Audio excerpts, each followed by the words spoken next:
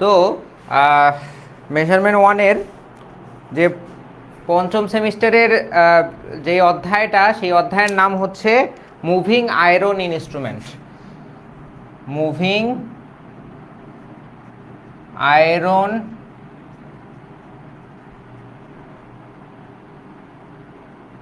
Instrument.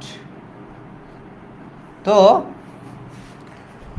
আমরা যেসব instrument দেখি যেগুলো আসলে বিক্ষেপ দেয়, ইন্ডিকেটিং, তারপর হচ্ছে ইন্টিগ্রেটিং যেসব ইনস্ট্রুমেন্ট আছে, এগুলো যেগুলো বিক্ষেপ দেয় এগুলো মূলত দুইভাবে বিক্ষেপ দিয়ে থাকে। বিক্ষেপ দেওয়ার কারণ হচ্ছে 4 প্রকার, যেটা আমরা হচ্ছে গত অধ্যায়ে পড়ছি যে আসলে কি কি কারণে কি কি টর্ক উৎপন্ন হওয়ার ফলে কাঁটাটা আসলে মুভ করে। হ্যাঁ, এগুলো নিয়ে আমরা পূর্ববর্তী অধ্যায়ে আলোচনা করেছি।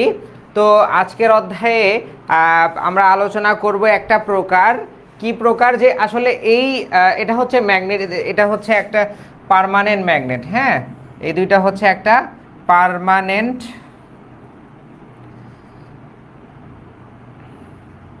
ম্যাগনেট। তো এই পার্মানেন্ট ম্যাগনেটের ভিতরে কিছু জিনিস নড়াচড়া করে। এই যেসব জিনিস নড়াচড়া করে সেটার সাথে একটা কাঁটা লাগানো থাকে। এই কাঁটাটাই হচ্ছে ইন্ডিকেটর হিসেবে কাজ করে। হ্যাঁ, এরকম হচ্ছে, এই হচ্ছে ইন্ডিকেটর। কাঁটাটা ঘুরলেই আমরা হচ্ছে কারেন্ট বা ভোল্টেজের মান এই কাঁটা থেকে বের করতে পারি। ঠিক আছে? তো এই পার্মানেন্ট ম্যাগনেট যে থাকে তার ভিতরে কিছু ইনস্ট্রুমেন্ট মূলত মুভ করে। হ্যাঁ, সেই ইনস্ট্রুমেন্ট হচ্ছে 2 প্রকার। একটা হচ্ছে আয়রন হয়, মানে হচ্ছে পুরোপুরি লোহার তৈরি ইনস্ট্রুমেন্ট হয়, বা চুম্বক দ্বারা আকর্ষিত হয়, এরকম টাইপ ইনস্ট্রুমেন্ট হয়, যেগুলোই পার্মানেন্ট ম্যাগনেটের ভিতর মুভ করে। হ্যাঁ, কি বলে, উপর থেকে নিচে উঠে বা নিচ থেকে উপরে যায়। একটা ইনস্ট্রুমেন্ট হচ্ছে আয়রন। হ্যাঁ, আয়রন মুভ করে। এরপর আমরা ষষ্ঠ অধ্যায়ে যেটা পড়বো সেটা হচ্ছে কয়েল, অর্থাৎ মূলত এখানে একটা ম্যাগনেটের ভিতরে আরেকটা কয়েল দিয়ে কৃত্রিম ম্যাগনেট তৈরি করা হয়। এখানে 2 ধরনের কি বলে ম্যাটেরিয়াল মুভ করে, হয় আয়রন মুভ করতে পারে অথবা মূলত কয়েল মুভ করতে পারে। পঞ্চম অধ্যায়ে আমরা এই অধ্যায়ে মুভিং আয়রন ইনস্ট্রুমেন্ট নিয়ে কথাবার্তা বলবো, ষষ্ঠ অধ্যায়ে মুভিং কয়েল ইনস্ট্রুমেন্ট নিয়ে কথাবার্তা বলবো। তো এগুলো হচ্ছে কোন পদ্ধতিতে তৈরি, এটা আমরা আলোচনা করেছি গত অধ্যায়ে। এটা হচ্ছে এগুলো মূলত হচ্ছে একটা মুভিং ইনস্ট্রুমেন্টের সাথে ওজন লাগানো হয়। হ্যাঁ, ওজন লাগানোর ফলে গ্র্যাভিটি পুল হয়, অর্থাৎ যে মাধ্যাকর্ষণ বলের মাধ্যমে মূলত এখানে টর্ক উৎপন্ন হয়। তো এখানে যেহেতু পার্মানেন্ট ম্যাগনেটও ব্যবহার করা হয়েছে এবং এখানে কিছু ওয়েটও ব্যবহার করা হয়েছে, কাউন্টার ওয়েটও ব্যবহার করা হয়েছে। তো এটা মূলত ম্যাগনেট, এটা আসলে পার্মানেন্ট ম্যাগনেট বলা যায় না, এটাকে পার্মানেন্ট ম্যাগনেট না, আসলে এটা একটা অতি সেন্সিটিভ ম্যাগনেট। হ্যাঁ, এই ম্যাগনেটেরই মূলত কাজ হচ্ছে ভোল্টেজ বা কারেন্টকে মেজার করা। এখানে হয়তো বা ভোল্টেজ থাকে অথবা কারেন্ট। আমি কোনো সার্কিটের এই দুইটা ম্যাগনেটের 2 প্রান্ত থেকে কোনো সার্কিটে ভোল্টেজ বা কারেন্ট মেজার করি তখন এই সার্কিটে ওই কারেন্ট মেজার করলে তো ওই কারেন্টই মূলত এখানে ম্যাগনেটিক ফিল্ড তৈরি করে, এখানে নর্থ পোল, এখানে সাউথ পোল, বা এখানে সাউথ পোল, এখানে নর্থ পোল তৈরি করে। অথবা যদি আমি ভোল্টেজ মেজার করি বা ভোল্টেজ পরিমাপ করি, ওই ভোল্টেজের সমানুপাতে কারেন্ট এখানে ইনডিউসড হয় এবং ম্যাগনেটিক ফিল্ড তৈরি হয়। ঠিক আছে? এটা হচ্ছে মূলত এটা একটা ম্যাগনেট, এটা আরেকটা ম্যাগনেট। ম্যাটার না এটা নর্থ পোল, এটা সাউথ পোল। পার্মানেন্ট ম্যাগনেট হইলে এটা ফিক্সড হয়ে যায়, তো এটা নর্থ পোল বা এটা নর্থ পোল, একটা প্রান্তগুলো ফিক্সড হয়ে যায়। তো এটা পার্মানেন্ট ম্যাগনেট না আসলে, এটা হচ্ছে কৃত্রিমভাবে তৈরি করা ম্যাগনেট। এবং এই ম্যাগনেটগুলো দিয়েই মূলত ভোল্টেজ বা এই ম্যাগনেট থেকে 2 প্রান্ত বের করে, 2 ম্যাগনেট থেকে 2 প্রান্ত বের করে ভোল্টেজ বা কারেন্টকে মেজার করা হয়। ভোল্টেজ বা কারেন্ট মেজার করতে যখন আমরা কোনো সার্কিটে 2টা পিন সংযোগ করি মিটারের, তখন সেখান থেকে যে কারেন্টটা আসে সেই কারেন্ট দিয়েই এই 2 প্রান্তে বা ম্যাগনেটিক ফিল্ড উৎপন্ন হয় এবং একটা নর্থ পোল একটা সাউথ পোল তৈরি হয় কারেন্টের ডিরেকশন অনুযায়ী। কারেন্ট যদি উপর থেকে নিচে যায় তাহলে নর্থ উপরে, সাউথ নিচে, তাহলে নিচ থেকে উপরে গেলে সেটা উল্টা হয়ে যায়। তো এই হলো কথাবার্তা, কোনটা নর্থ পোল কোনটা সাউথ পোল সেটা বিষয় না। এই দুই প্রান্ত থেকেই আসলে ওই ভোল্টমিটার বা অ্যামিটারের দুইটা প্রোব আছে না, প্রান্ত বের করা হয়, এটা বোঝাতে চাচ্ছি আমি। তো এখানে যখন আমি কোনো সার্কিটে ভোল্টেজ বা কারেন্টকে মেজার করতেছি, অর্থাৎ পিন কোনো সার্কিটে বসাচ্ছি, তখন এখানে ম্যাগনেটিক ফিল্ড তৈরি হয়। এখানে কি হয়? ম্যাগনেটিক ফিল্ড তৈরি হয়, এখানে ম্যাগনেটিক ফিল্ড তৈরি হয়। আমি ডিরেক্ট হচ্ছে মূলত আমাদের অধ্যায়ের ভিতরেই ঢুকে গেছি। বেসিক কি বলবো, মুভিং আয়রন ইনস্ট্রুমেন্ট, আমি প্রথমেই ইন্ট্রোটা দিয়ে ফেলছি যে মুভিং আয়রন ইনস্ট্রুমেন্ট কাকে বলে, যে আসলে যে ইনস্ট্রুমেন্টে ম্যাগনেটিক কোরের ভিতরে আয়রন মুভ করে, লোহা মুভ করে, সেটাকে আমরা মুভিং আয়রন ইনস্ট্রুমেন্ট বলি। হ্যাঁ, এর ভিতরে যদি কোনো কয়েল থাকতো, কয়েল মুভ করতো, সেটাকে আমরা বলতাম মুভিং কয়েল ইনস্ট্রুমেন্ট। হ্যাঁ, তো এই মুভিং আয়রন ইনস্ট্রুমেন্ট মূলত হচ্ছে দুই প্রকার। মুভিং আয়রন ইনস্ট্রুমেন্ট হচ্ছে দুই প্রকার। মুভিং আয়রন ইনস্ট্রুমেন্ট, একটা হচ্ছে অ্যাট্রাকশন টাইপ,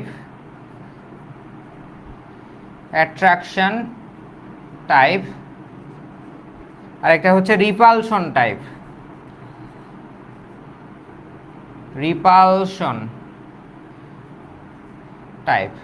হ্যাঁ, অ্যাট্রাকশন মানে আকর্ষণ, রিপালশন মানে হচ্ছে বিকর্ষণ। অ্যাট্রাকশন মানে হচ্ছে আকর্ষণ, রিপালশন মানে বিকর্ষণ।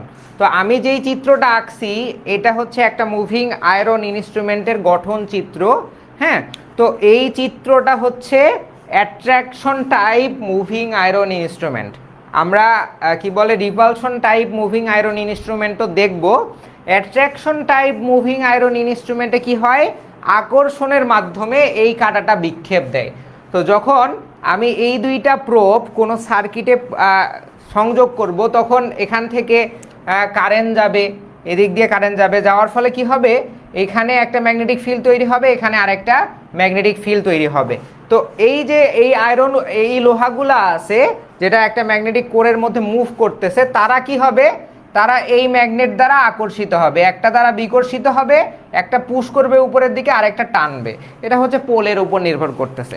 হ্যাঁ, তো কি করবে, মূলত যখন আমরা কি বলে এই ইনস্ট্রুমেন্টের দুইটা প্রোবকে কোনো সার্কিটে পুশ করব বা সংযোগ করব, তখন এখানে ম্যাগনেটিক ফিল্ড তৈরি হওয়ার ফলে মুভিং আয়রনগুলো হচ্ছে মূলত মুভ করবে কিসের প্রিন্সিপালের উপর ভিত্তি করে, অ্যাট্রাকশন টাইপ প্রিন্সিপালের উপর ভিত্তি করে, অর্থাৎ সে আকর্ষণ করবে। হ্যাঁ, এরপর হচ্ছে রিপালশন দেখবো, সেটা হচ্ছে বিকর্ষণ করে আর কি। হ্যাঁ, এটা এমনভাবে সেট করা হয়, তুমি কারেন্টের ডিরেকশন উপর থেকে নিচে দাও বা নিচ থেকে উপরে দাও, কোনো ম্যাটার করবে না। এটা অলওয়েজ যে চুম্বকত্ব তৈরি হবে এই ইনস্ট্রুমেন্টে, সেই চুম্বকত্বের মাধ্যমে এই আয়রনগুলা এই চুম্বককে অলওয়েজ এই কি বলে এই চুম্বকগুলো এই আয়রনকে অলওয়েজ কি করবে, আকর্ষিত করবে। এই জন্য এটাকে বলা হচ্ছে অ্যাট্রাকশন টাইপ। তো যখন এটা আকর্ষিত হবে, হ্যাঁ, তখন কি হবে, এই দেখো, এটা যদি এই দিকে মুভ করে তাহলে এই কাঁটাটা কিন্তু এই দিকে মুভ করবে। হ্যাঁ, এই কাঁটা এটার সাথে আবার একটা সেনসিটিভ বা পাতলা ওজনের একটা ইন্ডিকেটর বা কাঁটা সংযুক্ত আছে। যখনই এটা উপরের দিকে মুভ করবে, কার উপর ভিত্তি করে মুভ করবে, সার্কিটের কারেন্টের উপর, আমি যে কারেন্টটা পরিমাপ করতে যাচ্ছি, তো সেই কারেন্টের উপর ভিত্তি করে আকর্ষিত হবে, তখন এই কাঁটাটা এই দিকে সরবে। তো এটা যখন এইদিকে সরবে, এটা হয়তো বা এটা আবার একটা সিলিন্ডারের সাথে যুক্ত আছে। এই জিনিসটার সাথে তোমরা হয়তো বা আগে থেকে পরিচিত, কারণ চতুর্থ অধ্যায় কি তৃতীয় অধ্যায় এটা নিয়ে আলোচনা করছি। এটা হচ্ছে এয়ার ফ্রিকশন টর্ক, অর্থাৎ এই কাটার কম্পনকে, ড্যাম্পিং টর্কটাকে কমানোর জন্য একটা ইন্ডিকেটর যখন একটা মানের পার্ট দেয়, সেই পার্ট দেওয়ার সময় কিন্তু ফিক্স থাকে না, একটু কাঁপাকাঁপি করে। সেই কাঁপাকাঁপিকে কমানোর জন্য, কাঁপাকাঁপিটাকে বলা হয় ড্যাম্পিং ফোর্স। হ্যাঁ, এই ড্যাম্পিং ফোর্সকে কমানোর জন্য একটা এয়ার পিস্টন ব্যবহার করা হয়। এখানে হচ্ছে মূলত কি বলে এটা হচ্ছে এয়ারটাইট সিলিন্ডার। যার মধ্যে হচ্ছে এই কি বলে আয়রনের একটা দণ্ড যুক্ত থাকে, অ্যাটাচ থাকে। তো এটা যদি উপরে নিচে ওঠানামা করে, এর ভিতরে এয়ারটা এই ওঠানামাকে বাধার সৃষ্টি করে। হ্যাঁ, তোমার মনে করো একটা কি বলে তরলের মধ্যে যদি, এটা যদিও বাতাস আছে এর মধ্যে, কিন্তু তুমি যদি তরলের মধ্যে একটা প্লেট ধরে ডুবাতে চাও, হ্যাঁ, সেটা কি এত সহজে ডুবতে চাবে না। তো এটা এরকম পিস্টনের মতোই কাজ করে আর কি। এর ভিতরে থাকা বাতাস এটাকে সহজে ওঠানামা করতে বাধা সৃষ্টি করে। অর্থাৎ এই গাড়াটা যখন এখানে গিয়ে কাঁপতে থাকবে, হ্যাঁ, কম্পন সৃষ্টি করবে, তখন এই পিস্টনটা ড্যাম্পিং টর্ক তৈরি করে ওই কম্পনটাকে স্থির করে দিবে। এরপর এখানে একটা স্প্রিংও যুক্ত থাকে। এই স্প্রিংটাও হচ্ছে তোমার কি বলে, যখন আমরা এই সংযোগটা খুলে নিব, এখানে কোনো কারেন্ট ভোল্টেজ থাকবে না, তখন এই স্প্রিংটা আবার এখানে যখন কাঁটাটা ঘুরে এখানে চলে যাবে, এবং হচ্ছে যখন আমি কি করব, সার্কিট থেকে প্রোবটা তুলে নিব, তখন এই স্প্রিংয়ের সাহায্যে কাঁটাটা আবার জিরোতে চলে আসবে, নাল সিচুয়েশনে চলে আসবে। এগুলো আমরা আলোচনা করেছি এর আগের অধ্যায়গুলোতে। হ্যাঁ, তো আগের সিচুয়েশনে চলে আসবে, সেটা হচ্ছে স্প্রিংয়ের মাধ্যমে ড্যাম্পিং টর্ক বন্ধ হবে পিস্টনের মাধ্যমে। আর মূলত এটা কি বলে, মূলত টর্ক যেটা মেইন টর্ক, হ্যাঁ, ইন্ডিকেটিং টর্ক যে তৈরি করবে, সেই টর্কটা তৈরি করবে হচ্ছে এই অ্যাট্রাকশন টাইপ বা অর্থাৎ আকর্ষণের মাধ্যমে। ঠিক আছে? তো কি বলে, মুভিং আয়রন ইনস্ট্রুমেন্টের অ্যাট্রাকশন টাইপ কি বলে ইনস্ট্রুমেন্ট কিভাবে কাজ করে আশা করি বুঝাতে পারছি। তবু আমি একটু সংক্ষেপে বলে দেই যে যখন আমি একটা সার্কিটে এই ইনস্ট্রুমেন্টের প্রোবটা দিব, সেই প্রোব থেকে কারেন্ট এই ইনস্ট্রুমেন্টের দুইটা ম্যাগনেটিক পোর্শনে আসবে, দুইটা ম্যাগনেটের ভিতরে ঢুকবে এবং এখানে একটা ম্যাগনেটিক ফিল্ড তৈরি করবে। তো যখন এখানে একটা ম্যাগনেটিক ফিল্ড তৈরি করলো, এর ভিতরে তো আয়রন আছে, সেই আয়রনটা আকর্ষিত হবে এই ম্যাগনেটিক ফিল্ডগুলো দ্বারা। তো যখন আয়রন আকর্ষিত হবে, তখন এই কাঁটাটা বিক্ষেপ দিতে শুরু করবে। তো যখন বিক্ষেপ দিবে, সেটাকে স্টেবল করবে হচ্ছে তোমার হচ্ছে এই কি বলে এই পিস্টনটা, এয়ার পিস্টনটা। আবার যখন আমি সার্কিট থেকে প্রোবটা তুলে নিব, তখন এই স্প্রিংয়ের মাধ্যমে কি হবে, কাঁটাটা আবার নাল পজিশনে বা জিরো পজিশনে চলে আসবে। এভাবে মূলত মুভিং আয়রন ইনস্ট্রুমেন্ট কাজ করে। হ্যাঁ, এই হচ্ছে গঠন এবং কার্যপ্রণালী। গঠন এবং কার্যপ্রণালী, এগুলোকে বলা হয় ব্যালেন্স ওয়েট। হ্যাঁ, এগুলোকে বলা হয় ব্যালেন্স ওয়েট। এগুলো পড়ে আসছো তোমরা, কিভাবে কাজ করে এটা আমরা এখন গাণিতিকভাবে দেখব, এবং আরেকটা প্রশ্নেরও উত্তর পাবো যে আসলে কারেন্টের ডিরেকশন উপর থেকে নিচে হোক বা নিচ থেকে উপরে হোক, আমরা জানি কোনো ম্যাগনেটে তোমার একটা কি বলে একটা কৃত্রিম ম্যাগনেট, অর্থাৎ যেখানে দণ্ডের ভিতরে কয়েল পেঁচানো থাকে, সেটাকেই মূলত কৃত্রিম ম্যাগনেট বলা হয়। কৃত্রিম ম্যাগনেটে কারেন্ট প্রবাহের উপর ভিত্তি করে ম্যাগনেটিক ফিল্ড চেঞ্জ হয়। হ্যাঁ, যদি কারেন্ট উপর থেকে নিচে হয়, তখন ম্যাগনেটিক ফিল্ডের ডিরেকশন একরকম হয়, আবার নিচ থেকে উপরে হলে ম্যাগনেটিক ডিরেকশন উল্টে যায়। হ্যাঁ, তো এগুলো হচ্ছে তোমরা মেশিন টেশিনে পড়ে থাকবা বা পড়বা। হ্যাঁ, এগুলো বেসিক বিষয়। কিন্তু কথা হইল যে সেক্ষেত্রে যদি আমি এই ইনস্ট্রুমেন্টের প্রশ্ন হলো, এই ইনস্ট্রুমেন্টে যদি কারেন্টের ডিরেকশন চেঞ্জ হয়, তাহলে তো একবার অ্যাট্রাকশন আর একবার রিপালশন করার কথা, একবার আকর্ষণ একবার বিকর্ষণ করার কথা। হ্যাঁ, কারণ ডিরেকশন চেঞ্জ হইলে ম্যাগনেটিক ফিল্ডও চেঞ্জ হয়, কিন্তু আসলে এখানে হয় না। কেন হয় না, সেটার আনসারও আমরা পাবো আশা করি ইকুয়েশনের মাধ্যমে।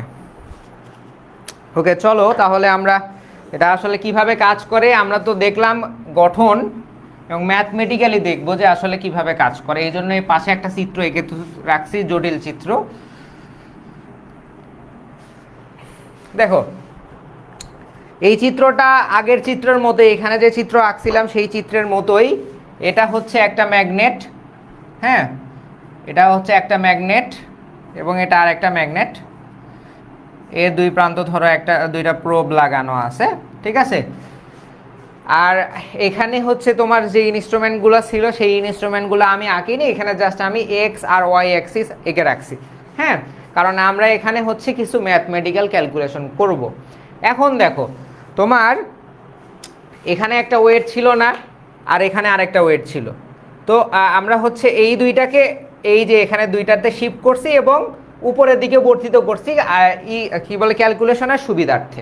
হ্যাঁ, অর্থাৎ এই দুইটা কাউন্টার ওয়েটকে আমরা এক্স আর ওয়াই অ্যাক্সিস ধরে নিছি। এই যে কালো অ্যাক্সিস দেখতেছো, এটা হচ্ছে এক্স আর ওয়াই অ্যাক্সিস। হ্যাঁ, তো এরপর হচ্ছে প্রথম যে নড়াচড়া করবে, অর্থাৎ এটা ধরো এই যে ধরো নিচের কাউন্টার ওয়েটটা আকর্ষিত, মানে যখন এখানে আমি হচ্ছে কারেন্ট দিব, তখন নিচের কাউন্টার ওয়েটটা এখানে ছিল, আকর্ষিত হয়ে উপরের দিকে উঠবে না? উপরের দিকে যখন সরি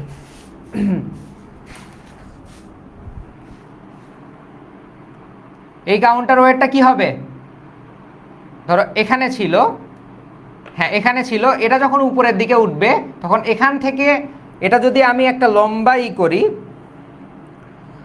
এটা এখানে ছিল তাই না, যখন এটা আকর্ষিত হয়ে এখানে উঠবে তখন একটা কোণ তৈরি করতেছে, দেখো ফাই কোণ তৈরি করতেছে, নিচেও একই কোণ তৈরি করবে, কালো দাগ থেকে লাল দাগে এখানে একটা ফাই কোণ তৈরি করতেছে। আবার যখন আরেকটু নড়াচড়া করবে তখন কি কোণ তৈরি করবে, আরেকটা কোণ তৈরি করতেছে থিটা কোণ। আবার যখন এই পজিশনে চলে যাবে তখন হচ্ছে 90 ডিগ্রি হয়ে গেছে, কিন্তু আগে ছিল এই পজিশনে, প্রথমে একটা কোণ তৈরি করছে যেটাকে বলা হচ্ছে ফাই কোণ, আর একটা কোণ তৈরি করছে যেটাকে বলা হচ্ছে থিটা কোণ, আর পুরোটাকে বলা হচ্ছে 90 ডিগ্রি সে ক্রস করছে। তো ফাই কোণ কিসের কারণে হইলো, থিটা কোণ কিসের কারণে হইলো, আর এইখানে আরেকটা কোণ তৈরি হয়েছে, এই দুইটা বাদে যতটুকু থাকে সেটাকে বলা হচ্ছে 90 degree minus phi plus theta. মানে কি, এই পুরাটা 90 ডিগ্রি তাই না, পুরাটা 90 ডিগ্রি হলে এতটুকু কত ফাই, এতটুকু হচ্ছে থিটা, তাহলে এই পুরাটা কি, এতটুকু কি, এতটুকু হচ্ছে থিটা প্লাস ফাই। আর পুরাটা যদি 90 ডিগ্রি হয় তাহলে এতটুকু কত হবে, এতটুকু হবে 90 degree minus theta plus phi, এটা না? তো তাহলে এই কোণটা হচ্ছে theta plus pi, phi plus theta যদি হয় তাহলে এই এতটুকু কোণ কি হবে, পুরাটা যেহেতু 90 ডিগ্রি, 90 ডিগ্রি থেকে এতটুকু বাদ দিছি, বাদ দিলে যেটা হবে সেটাই হচ্ছে এই কোণের মান। এতটুকু আশা করি বুঝতে পারছো। আর কিছু আর কি কি বোঝার আছে হচ্ছে, দেখো এটাকে আমরা বলছি এইচ, এটাকে ও বলছি, এটাকে বলছি এইচ, তাই না? এটাকে আমরা ও এইচ ধরে নিছি, তাহলে এটা কত হবে, এটা যদি আমি হচ্ছে এই কোণটাকে বলি, এটা 90, এই কোণের মান কত, 90 degree minus phi plus theta, অর্থাৎ এতটুকু কোণের মান হচ্ছে 90 degree minus phi plus theta. হ্যাঁ, তাহলে এই উপাংশটাকে আমরা বলতে পারি H cos 90 degree minus phi plus theta. এই অংশটাকে আমরা কি বলতে পারি, এই অংশটাকে আমরা বলতে পারি H cos 90 degree minus phi plus theta. আর এই অংশটাকে আমরা বলতে পারি এই sine 90 degree minus phi plus theta.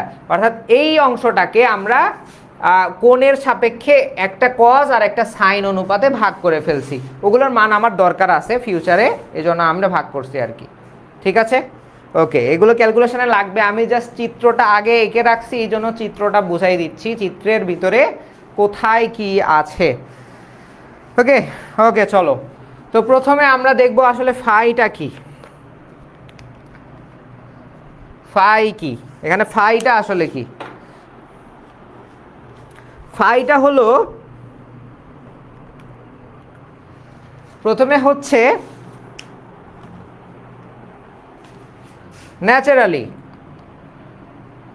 Naturally counter ওয়েটটা এই অবস্থায় ছিল, তো এই পর্যন্ত মুভ করছে কখন, এই পর্যন্ত আসলে এটা এখানে কোনো আমি টেস্টিং প্রোব কোনো সার্কিটের সাথে এখনো যুক্ত করিনি, সেই অবস্থায় এতখানি মুভ করছে, এখানে ছিল, এখান থেকে এত ফাই পরিমাণ মুভ করছে, কিসের কারণে, এই ফাইটা হলো তোমার হচ্ছে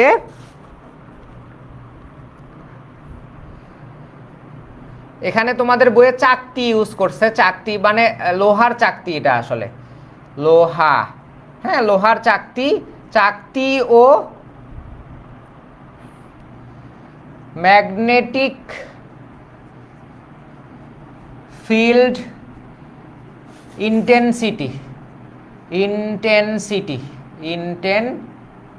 এগুলো তোমাদের কাছে কঠিন মনে হতে পারে, কিন্তু কঠিন কিছুই না, আমরা আসলে একটু কঠিন মনে হইলেই মনে করি কি পড়াইতেছে না পড়াইতেছে, ভাই তোমার পড়াশোনা করতে হলে কষ্ট করতে হবে, মাথা খাটাইতে হবে, তোমার ব্রেন এমনি কাজ করবে বা এমনি সব কিছু বুঝে যাবে এরকম কিছুই না, হ্যাঁ তোমাকে মাথা খাটাইতে হবে।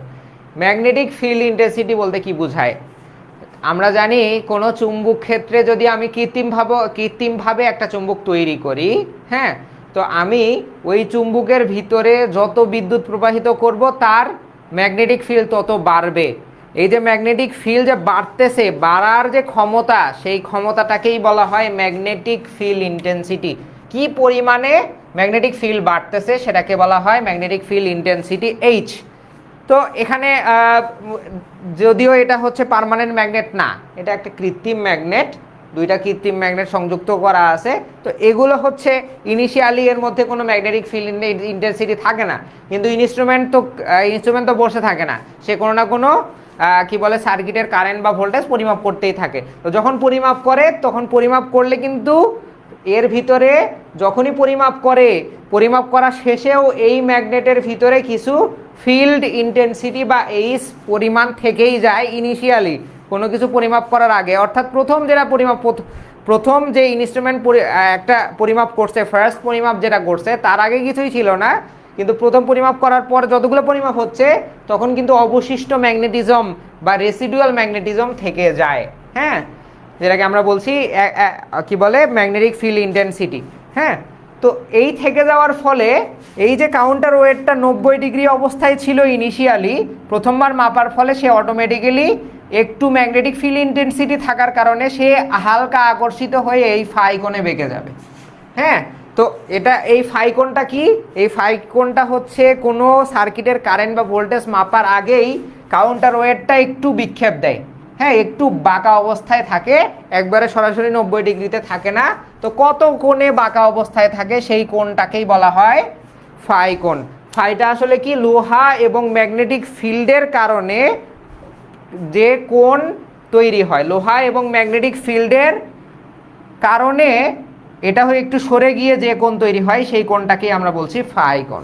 ঠিক আছে, এরপর যে কোণটা আসে সেটাকে বলা হয় থিটা কোণ। থিটাটা কি? কারেন্ট বা ভোল্টেজ পরিমাপের ফলে যে কোণ উৎপন্ন হয়। হ্যাঁ, তো এরপর আমি একটা সার্কিটে লাগাইছি, সার্কিটে হচ্ছে লাগাই দিছি। লাগাই দেওয়ার ফলে প্রথমে ইনিশিয়ালি কি ছিল? ইনিশিয়ালি হচ্ছে এই অবস্থায় ছিল, তাই না? কারণ আমি প্রথমবার মাপি নাই, ধরো দ্বিতীয়বার মাপতেছি। তো এখন হচ্ছে ধরো এখানে আমি কোনো সার্কিটে দুইটা প্রোব সংযুক্ত করি নাই, যখনই প্রোব সংযুক্ত করতেছি তখনই কি এটা যে দেখো মুভ করে করে এই থিটা ডিগ্রিতে বিক্ষেপ দিচ্ছে। তো এটা যখন মুভ করবে, এর সাথে কাটা সংযুক্ত আছে, কাটাও এদিকে মুভ দেওয়া শুরু করবে, এই যে এদিকে পার্ট দেওয়া শুরু করবে। এটা তো হচ্ছে তোমার ইনস্ট্রুমেন্ট কাউন্টার ওয়েটগুলো মুভ করতেছে, এই অ্যাক্সিসগুলো দেখাচ্ছে কাউন্টার ওয়েট, ইন্ডিকেটরে কিন্তু অ্যাক্সেস দেখাচ্ছে না। এখানে যেটা আঁকলাম দুইটা কাউন্টার ওয়েট, এই দুইটা কাউন্টার ওয়েটের মুভিংটা দেখাচ্ছে। একবারে প্রথমবার এরকম ছিল, কিন্তু প্রথমবার মাপার ফলে কিছু অবশিষ্ট ম্যাগনেটাইজিংয়ের কারণে এই অবস্থায় তৈরি হয়েছে, এবং কারেন্ট ভোল্টেজ মাপার কারণে সেটা এই থিটা ডিগ্রি কোণে বেঁকে গেছে। তো থিটা ডিগ্রি কোণটা কি? আসলে কারেন্ট ভোল্টেজ বা মাপার ফলে, অর্থাৎ যখন কারেন্ট ভোল্টেজ মাপি তখন আরও ম্যাগনেটিক ফিল্ড তৈরি হয় এই দুইটা চুম্বকে, এবং এই কাউন্টার ওয়েটটা আরও আকর্ষিত হয়, এর ফলে যে কোণ তৈরি হয় সেটাকে বলা হয় থিটা কোণ। ঠিক আছে, এরপর হচ্ছে এইচ, হচ্ছে আমরা বলছি প্রথমেই এইচ হচ্ছে ম্যাগনেটিক ফিল্ড ইন্টেন্সিটি। এখানে অনেকগুলো ইউজ করা হয়, তো অক্ষর ইউজ করা হচ্ছে, আর এই জন্য এগুলো আমরা মনে রাখতে হবে। এম হচ্ছে ম্যাগনেটাইজেশন। কিসের? লোহা বা চাকতির ম্যাগনেটাইজেশন। চাকতি বা লোহার ম্যাগনেটাইজেশন হচ্ছে এম। ম্যাগনেটাইজেশন মানে কি? চুম্বকত্ব, অর্থাৎ সে কি পরিমাণ আকর্ষিত হতে পারে সেটাকে বলা হয় চুম্বকত্ব বা ম্যাগনেটাইজেশন। আর এফ হচ্ছে ফোর্স, আকর্ষণ বল, অ্যাট্রাকশন। চুম্বক দ্বারা যে আকর্ষিত হচ্ছে, অ্যাট্রাকশন ফোর্স, সেটাকে আমরা বলছি এফ। ঠিক আছে,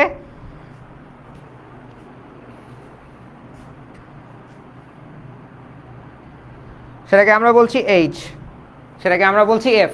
ওকে, তো মূলত এই ম্যাগনেটিক ফোর্স এম, এটা কিসের সমানুপাতিক জানো?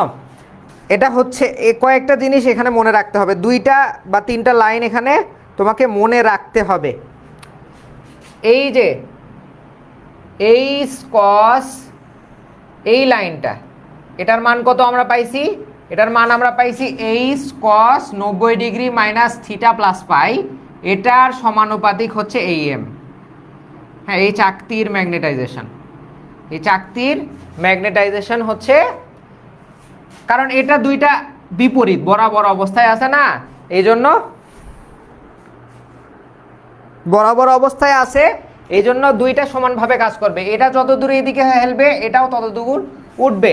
তো মূলত এই এখানে বাংলায় লেখা আছে ম্যাগনেটাইজেশন, অর্থাৎ চাকতির যে ম্যাগনেটাইজেশন,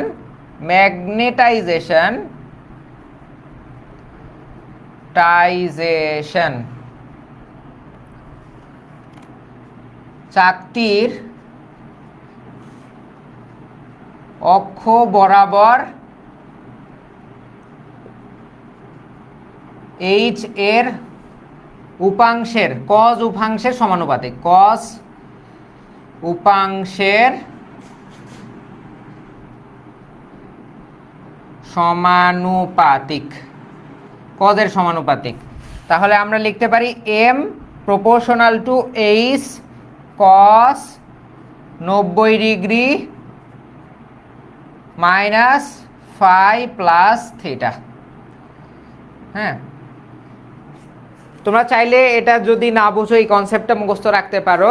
হ্যাঁ, এটা হচ্ছে বল ফোর্স রিলেটেড একটা ইকুয়েশন। হ্যাঁ, তুমি চাইলে এই লাইনটা, আরেকটা লাইন আছে একটু না বোঝার মতো, ম্যাগনেটাইজেশন অর্থাৎ চাকরির ম্যাগনেটাইজেশনটা হচ্ছে এই উপাংশের সমানুপাতিক। হ্যাঁ, অর্থাৎ যে হারে চাকতিটা আকর্ষিত হবে সেই হারে এই কোণে সে মুভ করতে থাকবে।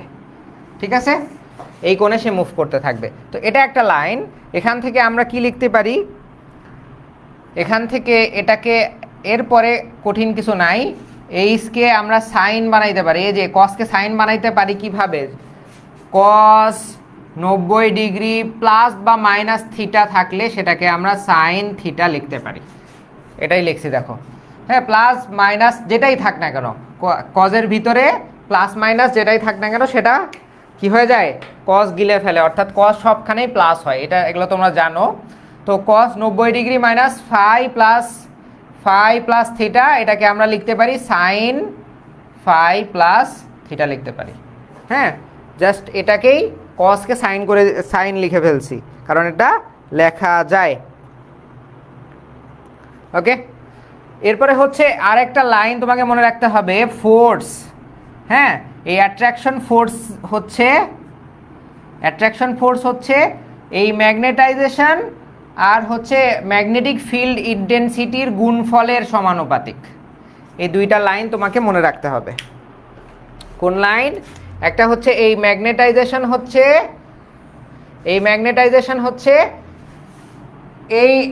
এই কোণের সমানুপাতিক, অর্থাৎ যে ইলেকট্রিক ফিল্ড ইন্টেন্সিটি আছে ও এইচ, ইলেকট্রিক ফিল্ড ইন্টেন্সিটির এই উপাংশের কজ উপাংশের সমানুপাতিক। এটা একটা লাইন মনে রাখতে হবে। আরেকটা হচ্ছে এই অ্যাট্রাকশন ফোর্সটা, এটা মনে রাখার কিছু নাই, এগুলো হচ্ছে সূত্র। হ্যাঁ, এগুলো যখন তোমরা হচ্ছে চুম্বকত্ব পড়বা, ম্যাগনেটাইজেশন ডুয়েটে এসেও ম্যাগনেটাইজেশনের অনেক পড়াশোনা আছে, ফিজিক্সের বিষয়, তখন এগুলো আসবে। চুম্বকত্বের ক্ষেত্রে ফোর্স ইকুয়ালস টু হচ্ছে এমএইচ, অর্থাৎ ম্যাগনেটিক ফিল্ড কি বলে, magnetization into magnetic field intensity, force proportional to magnetization and magnetic field intensity, এগুলো সূত্র আর কি। ওকে, তো এই এম আমরা কোথায় পাই? এখানে পাইছি না? এটা এম এর মান এটা না, তো এখানে আমি এম এর মানটা বসাই দিব, এফ প্রপোর্শনাল টু এম এর মান কি? এইটা H sine phi plus theta, আর এইচ তো এইচই, তাহলে এই এইচ আর এই এইচকে আমরা এইচ স্কোয়ার লিখে দিতে পারি ডিরেক্ট। এইচ স্কোয়ার আমরা লিখে দিতে পারি।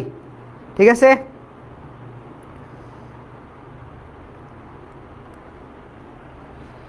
ওকে। এরপরে আরেকটা কথা আসতেছে, যদি লোহার পারমিয়েবিলিটি পারমিয়াবিলিটি 0 হয়, তাহলে এই যে কারেন্টটা পরিমাপ করবে, এই কারেন্টটা হচ্ছে ইলেকট্রিক ফিল্ড ইন্টেন্সিটির সমানুপাতিক হবে। এটাও বোঝার বিষয় যে এটা এখানে এমন একটা লোহা ব্যবহার করা হচ্ছে যেটার মানে পারমিয়াবিলিটি বলতে কি বোঝায়, কোনো ত্রুটি বিচ্যুতি থাকতে পারে। পারমিয়াবিলিটি একটা কনস্ট্যান্ট মান, হ্যাঁ, চুম্বকের লোহা কোনো ম্যাটেরিয়ালের কনস্ট্যান্ট মান হতে পারে। পারমিয়াবিলিটি, পারমিটিভিটি, হ্যাঁ, এগুলো হচ্ছে কোনো পরিবেশ বা অবস্থার উপরেও নির্ভর করে। তো আমরা যেহেতু এটা প্রমাণ করতেছি, এই পারমিয়াবিলিটি যদিও থাকে লোহার, আমরা সেটাকে 0 ধরে নিছি। হ্যাঁ, পারমিয়াবিলিটি 0 হইলে এই লোহা থেকে যে ম্যাগনেটিক ফিল্ড ইন্টেন্সিটি তৈরি হবে, এই যে ম্যাগনেটিক ফিল্ড ইন্টেন্সিটি তৈরি হইল কৃত্রিম চুম্বকের, সেটা হচ্ছে যেই কারেন্টটা আসবে সেই কারেন্টের সমানুপাতিক হবে। অর্থাৎ কারেন্ট যতখানি দিব, ম্যাগনেটিক ফিল্ড ইন্টেন্সিটিও ততখানি তৈরি হবে। সেটা এটা মিন করতেছে, এটা থেকে আমরা বুঝতে পারতেছি সেটা। ওকে, তো এখান থেকে আমরা কি করব, এফ ইকুয়ালস টু কি লিখতে পারি, তাহলে এফ যদি প্রপোর্শনাল টু এইচ হয়, তাহলে আমরা এইচ এর জায়গায় এইচ স্কোয়ারের জায়গায় আই স্কোয়ারে লিখে দিলাম। ঠিক আছে, এটা লিখতে পারি প্লাস 5, এতটুকু শেষ। তো এফ এর আমরা একটা মান পাইলাম, এফ এর আমরা একটা মান পাইলাম। এই মানটা কাজে লাগবে, এই মানটা কাজে লাগবে।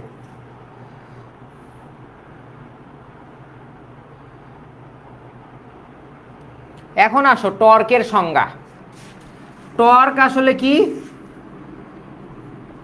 টর্ক মানে আসলে শক্তি, কোনো কিছু ঘুরানোর যে প্রেসার প্রদান করে যে বল, সেটাকে আমরা টর্ক বলতে পারি। টর্ক, ডিফ্লেকশন টর্ক, টিডি ইকুয়ালস টু, আমরা জানি, এগুলো আগের অধ্যায়ে পড়ে আসছি। আগের অধ্যায়ের অনেকগুলো পড়া কাজে লাগবে এই চ্যাপ্টারে। টর্ক টিডি ইকুয়ালস টু, আমরা টর্কের সংজ্ঞা অনুসারে জানি, torque proportional to ball into দৈর্ঘ্য, বল ইনটু দৈর্ঘ্য, এটা আমরা জানি। বল ইনটু সরণ আর কি, বল ইনটু সরণ। কিন্তু এখানে দেখো এই দণ্ডটার দৈর্ঘ্য হচ্ছে এল ধরছি আমরা, হ্যাঁ, কিন্তু আসলে এখানে ডিরেক্টলি এল ইউজ হবে না। এটার যদি এই উপাংশটা নাও 90 ডিগ্রি বরাবর, যেহেতু আমরা ইলেকট্রিক ফিল্ড ইন্টেন্সিটি এটা, তাহলে এটার বিপরীত কোনটা হবে, এল কস, এখানে আমরা ডিরেক্টলি এল না লিখে লিখবো হচ্ছে এল কস ফাই প্লাস থিটা। এটা কেন লিখলাম, এটা কেন লিখলাম, কারণ দেখো এই দণ্ডটা এটা হচ্ছে এল বরাবর আছে, কিন্তু সে পার্ট দিচ্ছে কোথায়, ফাইতেও পার্ট দিচ্ছে না, ফাই প্লাস থিটাতে এই জায়গায় পার্ট দিচ্ছে। এখানে কিন্তু ডিরেক্টলি এল আমি লিখে রাখছি, এখানে এই অংশটা আসলে ডিরেক্টলি এল না, এই অংশটা হচ্ছে এল কস ফাই প্লাস থিটা। এল হচ্ছে এইটা, তোমাদের বইয়ে হয়তো এখানে এল লেখা আছে, এই জন্য আমরা লিখে রাখছিলাম আগে। এল হচ্ছে এখান থেকে এই পর্যন্ত অংশটা হচ্ছে এল, আর এই যে অংশটা, এই অংশটা হচ্ছে এটার উপাংশ, সেই উপাংশর মান হচ্ছে এল কস ফাই প্লাস থিটা। কারণ বেকসে কত কোণে, এই যে দেখো ফাই প্লাস থিটা কোণে, এতটুকু কোণেই বেকসে, কিন্তু এই যে পুরোটা যদি দেখো সে কত কোণে বেকসে, এল কস ফাই প্লাস থিটা। তো আমরা টর্ক ইকুয়ালস টু কি জানি, টর্ক কিসের সমানুপাতিক, বল ইনটু সরণের সমানুপাতিক। তাহলে টিডি ইকুয়ালস টু বা ডিফ্লেকশন টর্ক ইকুয়ালস টু আমরা লিখতে পারি কি, F L cos phi plus theta. Cos phi plus theta, কারণ এল এর উপাংশ এটা, হ্যাঁ, এই যে এল এর উপাংশ হচ্ছে এটা, এটা ছিল এল, তোমার হচ্ছে কি বলে কাউন্টার ওয়েটটা ছিল এটা, কিন্তু সেটা সরে গিয়ে কতখানি সরছে, এলটাই কস পরিমাণ সরছে, কস উপাংশ, এবং কোণ কতখানি, ফাই প্লাস থিটা কোণ, ফাই প্লাস থিটা কোণ পরিমাণ সরেছে। ওকে, এতটুকু আশা করি বুঝতে পারছো। এটাকে আমি যদি আরো সহজভাবে লিখি, এতটুকুকে দেখো, এটা ছিল এরকম, এটা হচ্ছে এল, তাহলে এটা হবে এল কস ফাই প্লাস থিটা। কেন, কারণ এই কোণটা হচ্ছে ফাই প্লাস থিটা কোণ। ঠিক আছে, এটা হচ্ছে এল ক্রস ফাই প্লাস থ্রি, এই যে এই জন্য এটা হয়েছে এল কস ফাই প্লাস থিটা, এই জন্য লিখছি আর কি। ওকে, আচ্ছা, তো এখানে আমরা এই যে এফ এর যে মানটা পাইছি সেটা এখানে বসাই দিব, এফ এর মানটা এখানে বসাই দিব। তাহলে টিডি প্রপোর্শনাল টু আমরা কি লিখতে পারি, এফ এর মান কত, I square, I square sine sine phi plus theta, আর এখানে কি আছে L cos phi plus theta. F এর মানটা বসাই দিলাম, ঠিক আছে, এফ এর মান বসাই দিলাম। এখন আমরা কি করব, এটাকে একটা ত্রিকোণ, এখানে কস ফাই প্লাস থিটা, তা এখানে সাইন ফাই প্লাস থিটা আছে এতটুকু, আর এতটুকু আছে কস ফাই প্লাস থিটা, এটাকে আমরা ত্রিকোণমিতিক সূত্রে ভাঙতে পারি কিভাবে, তার জন্য একটু প্রসেস করে নিতে হবে। টিডি প্রপোর্শনাল টু আই স্কোয়ারকে আলাদা করলাম, এখানে এলকেও আলাদা করলাম, আই স্কোয়ার এল নিচে 2 নিলাম এবং 2 দ্বারা গুণ করলাম, এই টু কাটা গেলে কিন্তু আগের মতোই হয়ে যায়, কিন্তু এখানে এক্সট্রা 2 আনলাম কারণ এই সূত্রটাকে, এটাকে আমি ছোট করতে চাচ্ছি। Sine phi plus theta cos phi plus theta, এতটুকু করলাম আমরা। হ্যাঁ, তো আমরা ত্রিকোণমিতিক সূত্র থেকে জানি 2 sine A cos A equals to হচ্ছে sine 2a, 2 sine A cos A equals to হচ্ছে সাইন 2a। এগুলো আশা করি বুঝতে পারছো তোমরা, এগুলো তো এখানে তো কিছুই বুঝাই নাই। এটা এই জিনিসটা মনে রাখতে হবে যে ম্যাগনেটাইজেশন হচ্ছে এই উপাংশের সমানুপাতিক, অর্থাৎ H cos 90 degree minus theta সমানুপাতিক। এই কসটাকে আমরা 90 ডিগ্রি যেহেতু আছে সেটাকে আমরা ত্রিকোণমিতির সূত্রে সাইন বানাই ফেললাম, আর ফোর্সের সূত্র হচ্ছে force proportional to magnetization plus electric field, magnetization into electric field intensity. তো এখানে জাস্ট আমি হচ্ছে এম এর মানটা বসাই দিছি, হ্যাঁ, এম এর মান বসাই দিয়ে এইচ স্কোয়ার আসছে। এরপর হচ্ছে এই লোহার পারমিয়াবিলিটি যদি 0 হয়, লোহার পারমিয়াবিলিটি 0 হইলে এইচ হচ্ছে আই এর সমানুপাতিক হয়ে যায়, এই জন্য এইচটাকে রিপ্লেস করে আমরা আই লিখছি। ওকে, তারপর আমরা টর্ক ইকুয়ালস টু জানি হচ্ছে এফ ইন্টু সরণ, তো এফ তো এফই আছে, সরণটা কি হয়েছে, সরণ যেহেতু এখান থেকে এই পর্যন্ত আসছে আমরা এই উপাংশটা নিয়েছি, এই জন্য এই উপাংশের মান বসাই দিছি এবং দ্বিতীয় লাইনে এই মানটা এখানে বসাইছি। এখানে বসানোর পরে তৃতীয় লাইনে কি করছি, এটা আর এটা আমি আলাদা করে এখানে 2 দ্বারা ভাগ করছি, গুণ করছি, কারণ এটাকে আমরা ত্রিকোণমিতিক সূত্রে ফেলবো। এখন আসো, আমাদের প্রায় শেষ হয়ে গেছে, এগুলো কঠিন জিনিস না।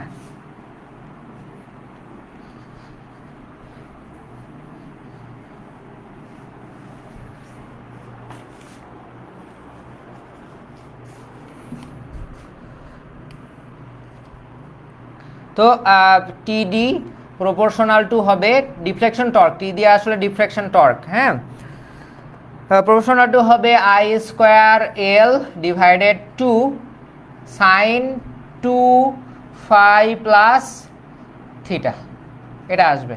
এটা কিভাবে আসলো, এই যে দেখো 2 সাইন এ কজ এ, এই পুরোটাকে আমরা লিখতে পারি সাইন 2a, এ হচ্ছে ফাই প্লাস থিটা, ঠিক আছে, এটা হচ্ছে পুরাই ত্রিকোণমিতিক সূত্র, জাস্ট ওটাকে আমরা রিপ্লেস করে সূত্র বসায় ফেলছি। খেলা শেষ, খেলা আপাতত শেষ, প্রায় শেষের দিকেই গড়াচ্ছে। ওকে, টিডি প্রপোর্শনাল টু আসবে কি, প্রপোর্শনাল টু কি আসবে, ও সরি, প্রপোর্শনাল চিহ্ন তুলে দিলে এখানে ইকুয়াল চিহ্ন আসে, একটা কনস্ট্যান্ট চিহ্ন আসে, যেটাকে আমরা কে বলতে পারি, হ্যাঁ, কে বলতে পারি।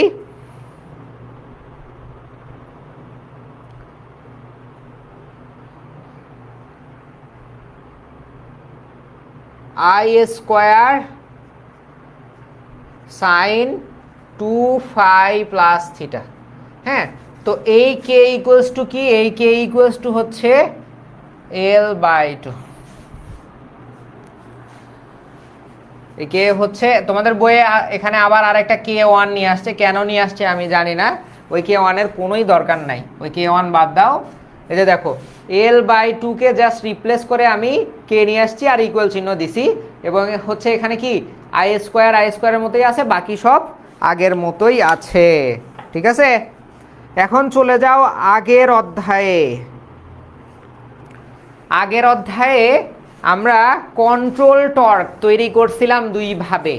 কন্ট্রোল টর্ক তৈরি করছিলাম দুইভাবে, একটা হচ্ছে ইউজিং স্প্রিং, একটা স্প্রিং ব্যবহার করে, আরেকটা হচ্ছে গ্র্যাভিটি ব্যবহার করে। এখানে যেহেতু দুইটাই ব্যবহার করছি কন্ট্রোল টর্ক তৈরি করতে, সেহেতু আমরা দুইটার ক্ষেত্রেই মান বের করব। ইউজ করে কন্ট্রোল টর্ক যেটা বের করছিলাম সেটা টিসি ইকুয়ালস টু ছিল হচ্ছে কে প্রাইম থিটা। এটা বুঝতে হলে যারা আগের অধ্যায়ের ক্লাস করোনি কাইন্ডলি এর আগের অধ্যায়ের ক্লাস করে নিবা, এগুলোর প্রমাণ আমরা করে এসেছি। আর গ্র্যাভিটির ক্ষেত্রে control torque TC equals to ছিল হচ্ছে কে ডাবল প্রাইম সাইন থিটা, এটা ছিল। ওকে, তো স্থির বিক্ষেপণের ক্ষেত্রে মানে কোনো বিক্ষেপণ না দিলে, স্থির বিক্ষেপণের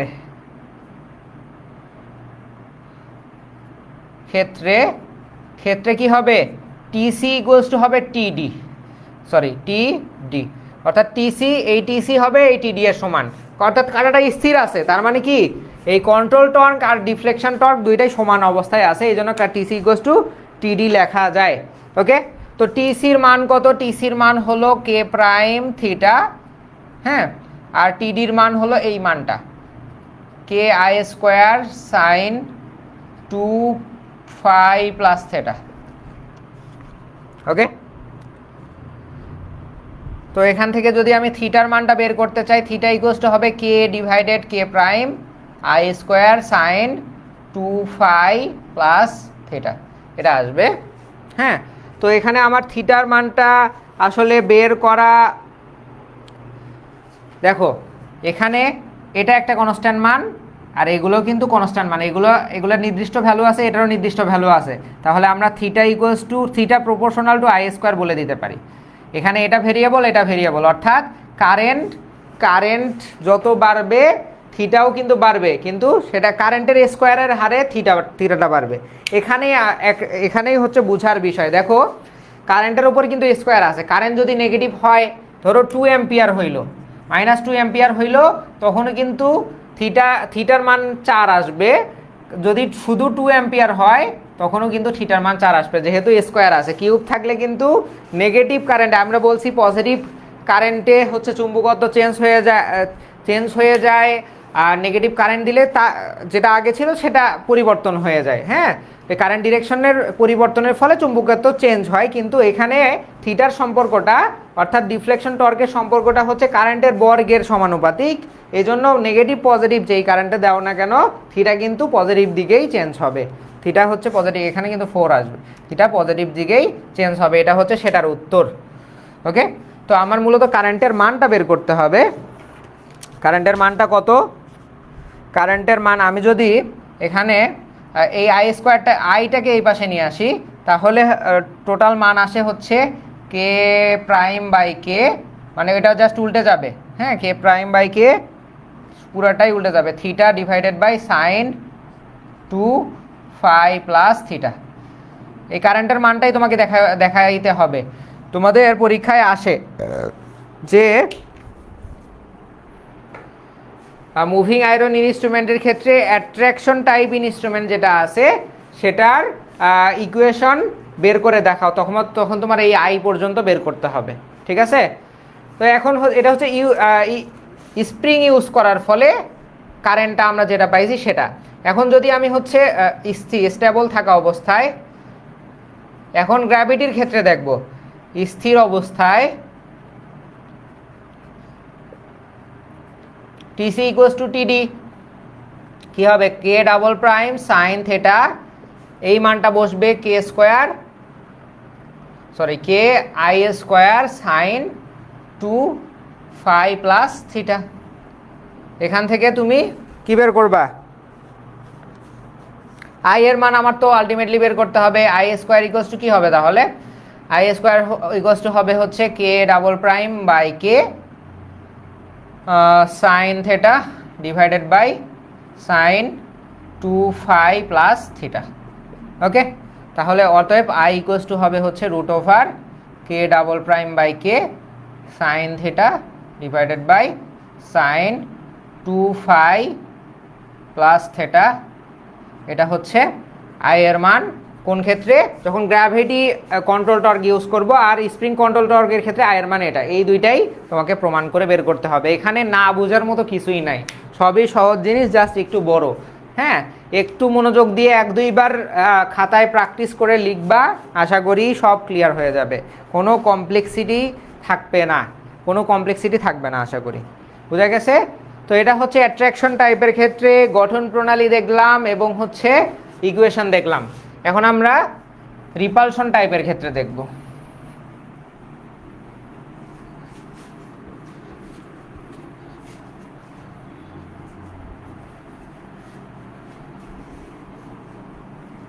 রিপালশন টাইপ,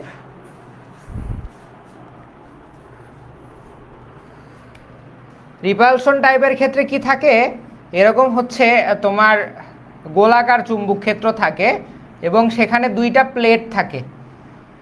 এখানে একটা প্লেট লাগানো থাকে, আবার এই দিকে এরকম আরেকটা প্লেট লাগানো থাকে।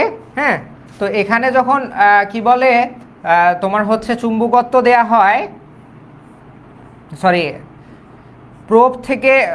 প্রোবগুলো কোনো সার্কিটে সংযোগ করা হয়, এই চুম্বকে প্রোবগুলো এই কি বলে এই ইনস্ট্রুমেন্টের প্রোবগুলা যখন কি করা হয়, কোনো সার্কিটে সংযোগ করা হয়, তখন এখানে একটা ম্যাগনেটিক ফিল্ড তৈরি হয়, এখানে ম্যাগনেটিক ফিল্ড তৈরি হয়। হ্যাঁ, এখানে ম্যাগনেটিক ফিল্ড তৈরি হওয়ার ফলে কি হয়,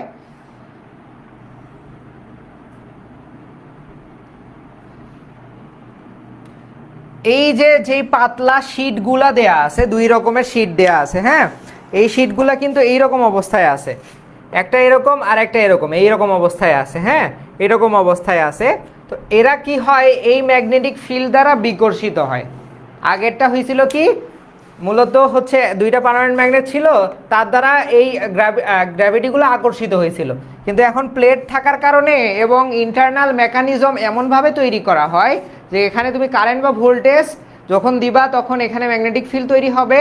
এই ম্যাগনেটিক ফিল্ডগুলো হচ্ছে এই প্লেটগুলোকে ধাক্কা দিবে, এই প্লেটগুলোকে সামনে বা পিছনের দিকে ধাক্কা দিবে এবং এই প্লেটগুলো ঘুরতে থাকবে, সামনে বা পিছনে ঘুরতে থাকবে, এবং তার সাথে কাটাও এই দিকে সামনে পিছনে ঘুরতে থাকবে বা ইন্ডিকেট করবে। ঠিক আছে? তো এই হচ্ছে তোমার রিপালশন টাইপ। এখানেও মূলত স্প্রিং থাকে। হ্যাঁ, এখানেও স্প্রিং থাকে, এখানেও স্প্রিং থাকে। তবে হ্যাঁ, এখানেও স্প্রিং থাকে, তবে এখানে হচ্ছে ওই এয়ার পিস্টন ব্যবহার করা হয় না। ঠিক আছে, রিপালশন টাইপে এয়ার পিস্টন ব্যবহার করা হয় না। এই হচ্ছে তোমার রিপালশন টাইপ মুভিং আয়রন ইনস্ট্রুমেন্টের গঠন এরকম দেখতে। এটা সিম্পল আছে, অ্যাট্রাকশনেরটা থেকে একটু সিম্পল। এর ইকুয়েশনটা একটু বড়, তবে ইকুয়েশনটা কিন্তু অ্যাট্রাকশনের থেকে সিম্পল, অর্থাৎ ঝামেলা কম। হ্যাঁ, তো এটা হচ্ছে মূলত ঘুরে কিভাবে,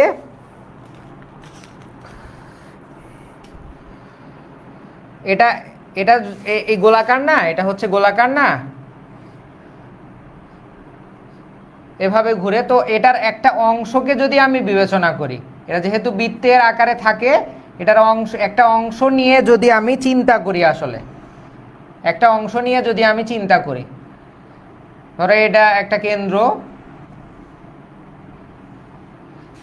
এই পুরোটা একটা কি বলে repulsion type moving iron instrument. হ্যাঁ, সেটার একটা অংশ, এই অংশটা আমি কেটে নিছি, কেটে এখানে বের করছি।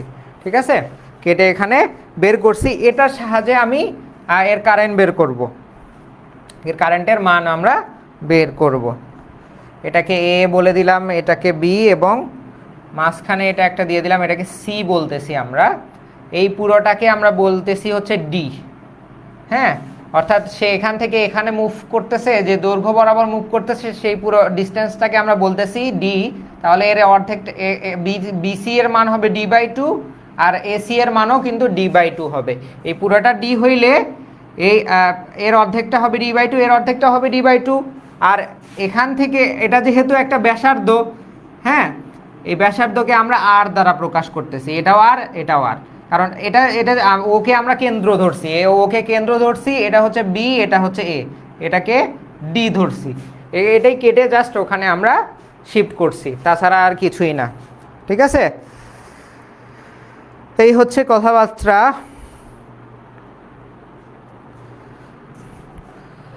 তো এখানে যে কোণটা তৈরি হয়েছে সেই কোণটাকে আমরা বলতেছি আলফা প্লাস থিটা। এই যে কোণটা, এই কোণটা হচ্ছে আলফা প্লাস থিটা। হ্যাঁ, এই পুরা কোণটা হচ্ছে আলফা প্লাস থিটা। তাহলে এতটুকু কি হবে? এতটুকু হচ্ছে আলফা প্লাস থিটা বাই 2, মানে অর্ধেক। আর এতটুকুও same, alpha plus theta by 2। আগে আগে আমরা কি লিখছি? Phi plus theta. আগের কোণটা কি ছিল? Phi plus theta. এখন এই রিপালশনের ক্ষেত্রে আমরা ওই ডিস্টেন্স বা সরণ কোণটা ধরলাম কতটুকু সোর্সে? Alpha plus theta. এর আগেরটা আমরা ফাই প্লাস থিটা ইউজ করছি, এখানে আলফা প্লাস থিটা ইউজ করছি, একই কথাই, দুটো একই কথা।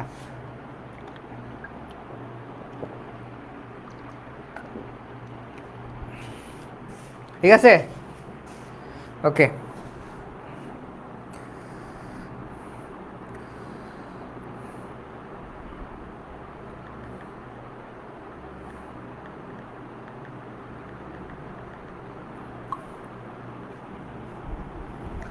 আচ্ছা,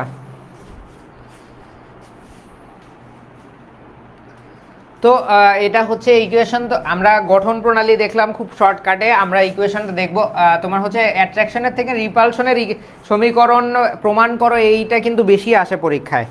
রিপালশনের সমীকরণ প্রমাণ করো, এটা কিন্তু বেশি আসে পরীক্ষায়। আচ্ছা, তো শুরুতেই আমাকে প্রথমেই শুরু করতে হবে কুলম্বের সূত্র অনুসারে। কুলম্বের সূত্র অনুসারে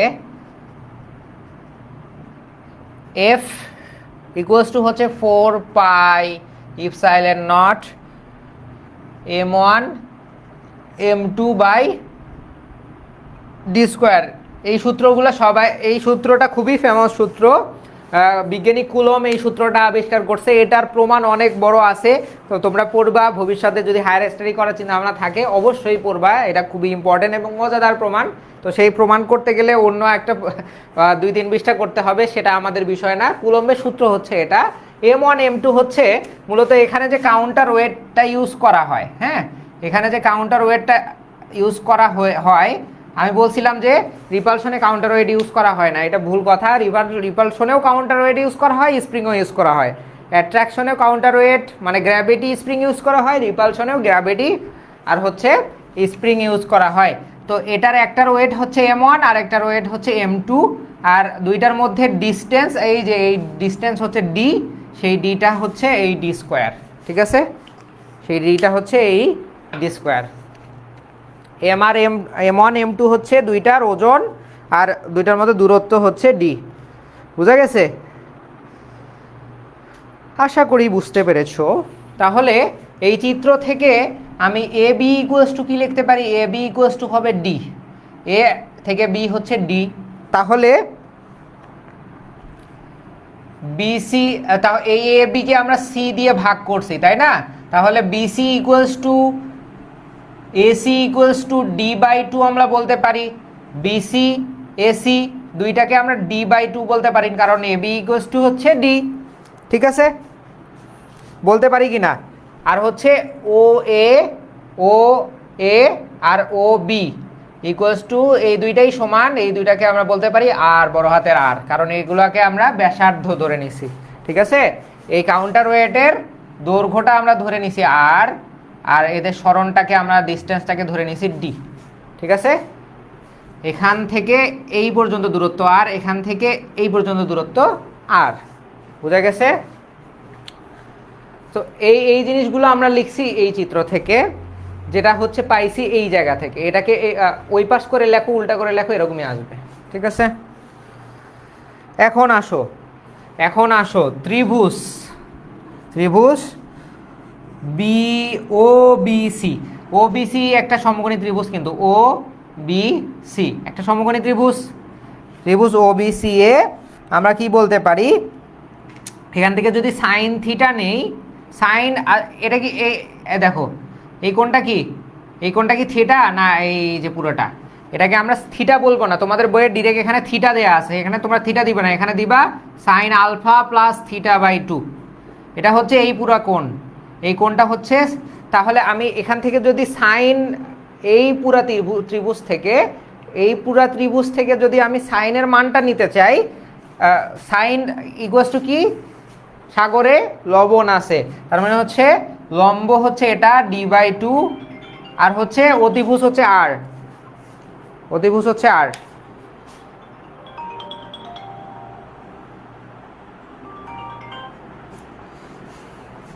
ঠিক আছে, কি বুঝলা? তো এই ত্রিভুজ থেকে আমি যদি সাইনের মান বের করতে চাই তাহলে আমি কি লিখব?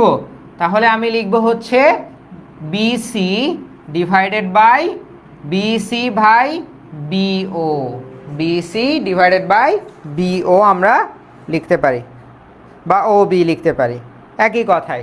হ্যাঁ, তাহলে ও বি, হ্যাঁ ওকে, তাহলে এখান থেকে বিসি ইকুয়ালস টু কি হবে? বিসি ইকুয়ালস টু হবে হচ্ছে ওবি সাইন আলফা প্লাস θ/2। তাহলে ওবির মানটা কি হবে? এই বিসি এর মানটা কি হবে? সাইন আলফা প্লাস θ/2, আর এটা ভাগ ছিল গুণ হয়ে গেছে, জাস্ট এতটুকু করছি আমি। প্রথমে এই ত্রিভুজ থেকে সাইন থিটার মান বের করছি, হ্যাঁ, তারপর হচ্ছে এখান থেকে বিসি এর মানটা নিছি। বিসি আসলে কি? বিসি ইকুয়ালস টু হচ্ছে d/2, ওবি ইকুয়ালস টু কি? আর সাইন আলফা প্লাস θ/2।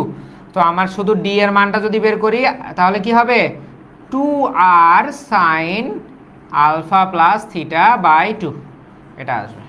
তো এটা আমার ডি এর মান বের হয়েছে, এই ডি এর মানটা আমার লাগবে। এখন আসো ওই ত্রিভুজেই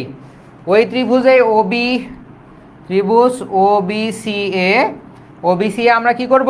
এখন কস নিব, cos alpha plus θ/2, cos alpha plus θ/2 কি হবে? কস আলফা প্লাস θ/2, কস মানে কোনটা? কবরে ভূত আছে বলতে কি বোঝায়? ভূমি বাই অতিভুজ, মানে হচ্ছে ওসি ডিভাইডেড বাই ওবি।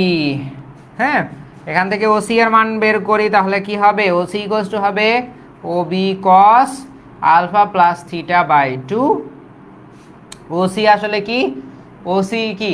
ওসির মান আমরা জানি না, ওসির মানটাই আমাকে বের করতে হবে। ওসির মান আমরা জানি না। ওবির মান হতো কত? ওবির মান হচ্ছে আর কস আলফা প্লাস θ/2, হইল এতটুকু। ওকে, তো আমরা ডি এর মানটা বের করছি না? ডি এর মানটা আমি এখানে বসাই দিব। দেখো 1/4 পাই ইপসাইলন নটের কিন্তু মান আছে, ক্যালকুলেটরেই তোমরা পেয়ে যাবা। m1 m2 ডি স্কোয়ার মানে কোনটা? এই পুরাটার উপরে স্কোয়ার হবে, তার মানে 2 ছিল 4 হয়ে গেছে, 2 ছিল 4 হয়ে গেছে, আর square sine square alpha plus θ/2। থিটার উপরে স্কোয়ার হয় না, তোমার হচ্ছে ওই সামনে যেটা থাকে সাইন বা কস তার উপরে স্কোয়ার হয়। ঠিক আছে, এই ডি স্কোয়ার, এই জন্য ডি এর মানটা বসাই দিয়েছি এবং স্কোয়ার আমি করে দিয়েছি। বুঝে গেছে? এটা কি? এফ ইকুয়ালস টু, এটা হচ্ছে এফ এর মান। ওকে,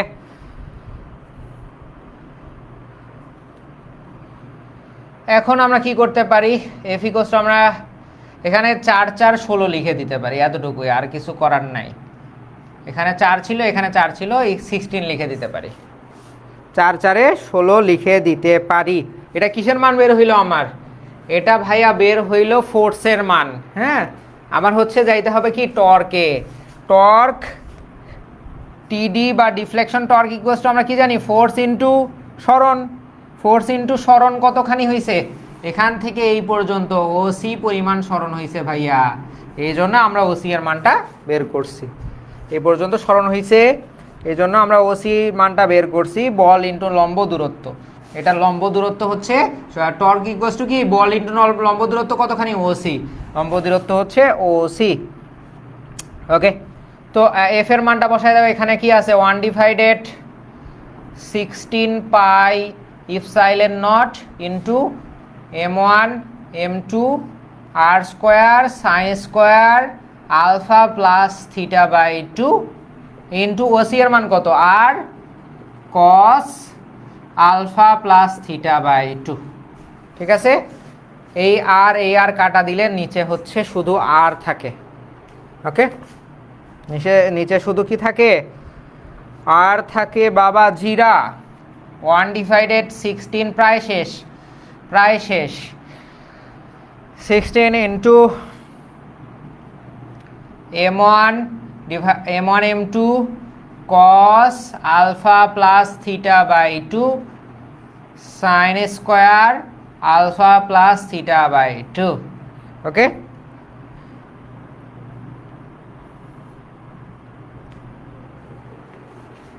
আচ্ছা তোমার বইয়ে একটা অ্যাজাম্পশন নিছে যে m1 ও m2 এর মধ্যে একই কারেন্ট প্রবাহিত হয়, একই কারেন্ট যায়, এই জন্য m1 proportional to i, m2 proportional to i, এটা ধরে নিছে দুইটার মধ্যে একই কারেন্ট যায়, এই জন্য m1 proportional to i, m2 proportional to i। সেখানে হচ্ছে m1 m2 রিপ্লেস করে দিয়ে m1 এর বদলে i, m2 এর বদলে i লিখে ডিরেক্টলি i স্কোয়ার লেখা যায়, সেটা i স্কোয়ার লিখে দিছে এফ এর মান, সরি টর্কের মান, এটা টর্কের মান TD ইকুয়ালস টু হবে হচ্ছে উপরে হবে i square 16 pi epsilon not, হ্যাঁ এখানে নিচে হচ্ছে আর একটা কিন্তু আছে, হ্যাঁ নিচে আর একটা আছে তোমাদের বইয়ে, এই যে পরের লাইনে এখানে আই স্কোয়ার যেখানে দিছে সেখানে নিচে আর স্কোয়ার দেয়া, এটা ভুল লেখা আছে, হ্যাঁ আর স্কোয়ার হবে না, শুধু একটা আর হবে, ওটা সংশোধন করে নিও। Alpha plus theta by 2 divided by sine square alpha plus theta by 2। ঠিক আছে, এই হচ্ছে তোমার টর্কের সূত্র। তো এটা হচ্ছে এতক্ষণ কিন্তু প্রপোর্শনাল ছিল, এই যে প্রপোর্শনাল, এগুলো ইকুয়াল না, এগুলো কি ইকুয়াল, এখানে ইকুয়ালই দিছে, আসলে ইকুয়াল হয় না, এগুলো প্রপোর্শনাল, সবগুলোই প্রপোর্শনাল, এখানে ইকুয়াল হবে না, বইয়ে কিছু ভুল আছে, এগুলো ঠিক করে নিবা। এতখানি পুরোপুরি প্রপোর্শনাল বা সমানুপাতিক চিহ্ন ছিল, হ্যাঁ এই পুরোটাকে আমরা কি করব, পুরোটাকে এই যে এখানে তোমার লেখা নাই, এই ইপসাইলন নট টট এগুলো কিচ্ছু লেখা নাই, এগুলো তোমরা লিখে নিবা, বইয়ে এই জিনিসগুলো ভুল দেয়া আছে। এখানে একটা আর হবে, এখানে একটা আরও হবে। এখন তুমি প্রপোর্শনালিটি কনস্ট্যান্ট তুলে দাও, কে লেখো, তুমি জাস্ট কে লেখো আর হচ্ছে উপরে হবে I square cos alpha plus theta by 2 আর নিচে হবে sine square alpha plus theta by 2। এখানে কে ইকুয়ালস টু হলো 1/16 পাই ইপসাইলন নট আর, এই সবগুলো কনস্ট্যান্ট মান, সবগুলো কনস্ট্যান্টকে আমি একটা মানে কনভার্ট করছি, যেটা হচ্ছে কে। এই পুরোটাকে এই সবগুলোকে আমরা কে দ্বারা 1/ এই 16 পাই ইপসাইলন নট আর কে আমরা কে লিখে দিছি, কনস্ট্যান্ট ধরে নিয়েছি, এই জন্য সমানুপাতিক চিহ্ন দিয়ে কনস্ট্যান্ট লিখে দিছি। আমি যেভাবে করছি এভাবেই করবা, তোমাদের বইয়ে এই জিনিসটা ভুল আছে, হ্যাঁ এই হচ্ছে মূলত ফাইনালি ডিফ্লেক্টিং টর্কের সূত্র আমরা মান পাইলাম। এখন আমরা একবার স্প্রিংয়ের ক্ষেত্রে দেখব, একবার হচ্ছে গ্র্যাভিটির ক্ষেত্রে দেখব, দুইটা কারেন্ট বের করব, তাইলেই শেষ। দুইটা কারেন্ট বের করব, স্প্রিংয়ের ক্ষেত্রে একবার কারেন্ট বের করব, গ্র্যাভিটির ক্ষেত্রে একবার কারেন্ট বের করব। ঠিক আছে, ফর স্প্রিং এই ইকুয়েশনটা আসতে পারে। ফর স্প্রিং হবে কি, for spring control torque equals to হচ্ছে কে প্রাইম থেটা। স্থির অবস্থায় কি হবে, স্থির অবস্থায় টিডি ইকুয়ালস টু হবে TC. Deflecting torque equals to control torque.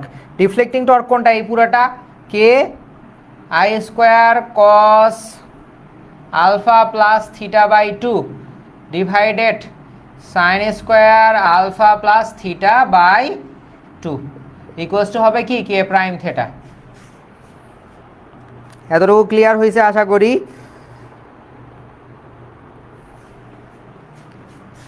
তো এখানে হচ্ছে এই থিটাটা আর এই আর সবগুলো ফিক্সড, কেও fixed.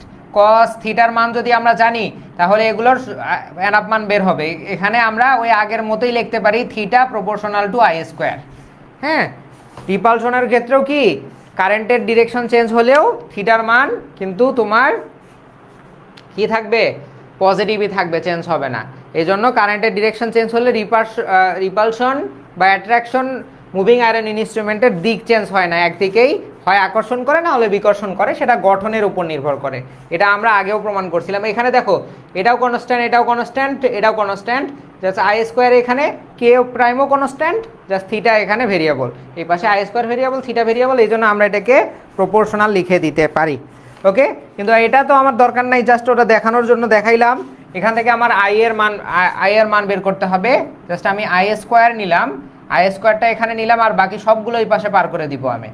K prime theta divided by K sine square alpha plus theta by 2 cos alpha plus theta by 2। Okay, লিখলাম এতটুকু। তাহলে আমরা আই ইকুয়ালস টু লিখতে পারি, এই পাশেরটাকে বর্গ করে দিলে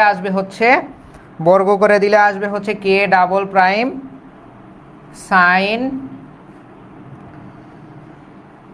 alpha plus theta by 2 root over of theta cos alpha plus theta by 2। দেখো এই সাইনের উপর বর্গ করে দিলে, এখানে যেহেতু স্কোয়ার ছিল এই জন্য এটা রুটের বাইরে চলে আসছে। এটা কি হয়েছে, সাইন স্কোয়ারটা রুটের বাইরে চলে সিঙ্গেল সাইন হয়ে গেছে।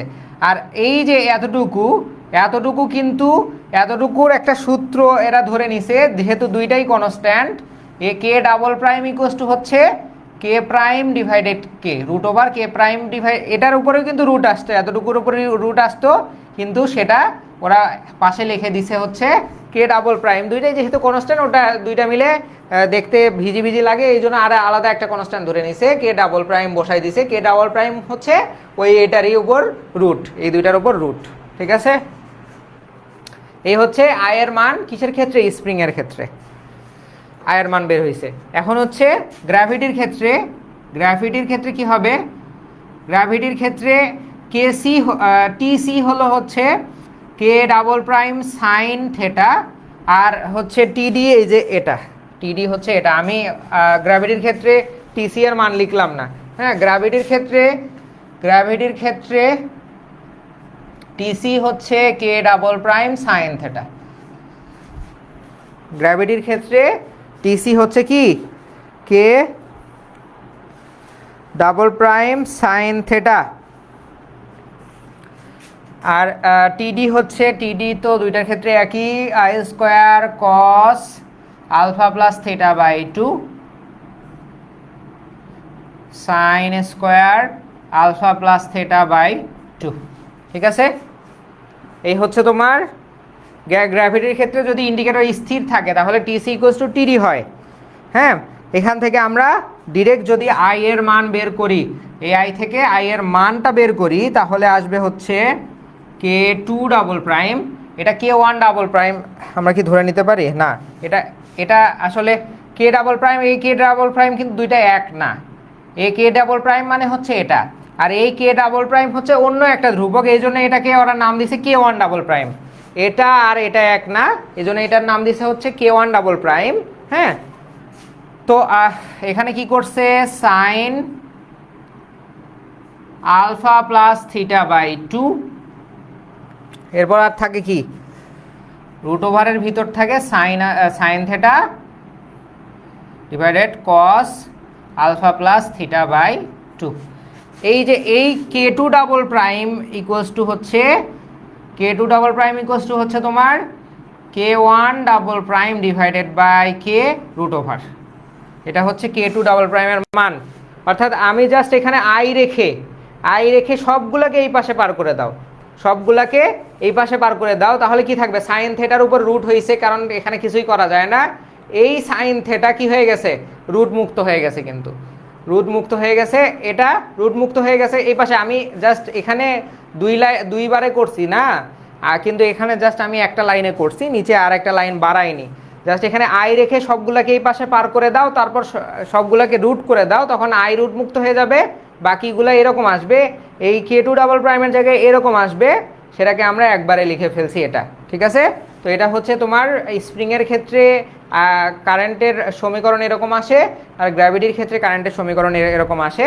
যদি বলে রিপালশন টাইপ মুভিং আয়রন ইনস্ট্রুমেন্টের সমীকরণ বের করে দেখাও, তাহলে এই দুইটা কারেন্টের সমীকরণ পর্যন্ত তোমাকে সমীকরণ বের করে দেখাইতে হবে।